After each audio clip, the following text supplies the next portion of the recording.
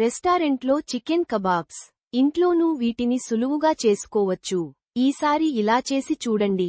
అరకేజీ చికెన్ కీమా, తరిగిన ఉల్లిపాయలు 2, అల్లం వెల్లుల్లి పేస్టు 2 టీ స్పూన్లు, సన్నగా తరిగిన పచ్చిమిర్చి 4, కొత్తిమీర, పుదీనా తరుగు 2 టేబుల్ స్పూన్ల చొప్పున, చాట్ మసాలా టీ స్పూన్, కారం టేబుల్ స్పూన్, గరం మసాలా అర టేబుల్ స్పూన్, జీలకర్ర పొడి టీ స్పూన్, ఉప్పు రుచికి సరిపడా, మిరియాల పొడి టీ స్పూన్, గుడ్డు 1, బటర్ 2 టేబుల్ స్పూన్లు సిద్ధంగా ఉంచుకోవాలి.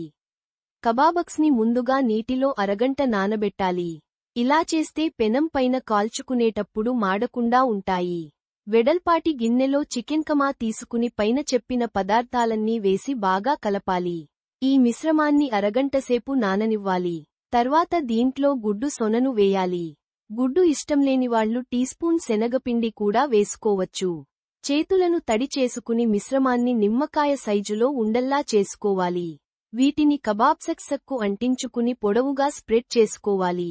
మందపాటి పెనాన్ని వేడిచేసి 2 టేబుల్ స్పూన్ల బటర్ వేసి కరిగించుకోవాలి.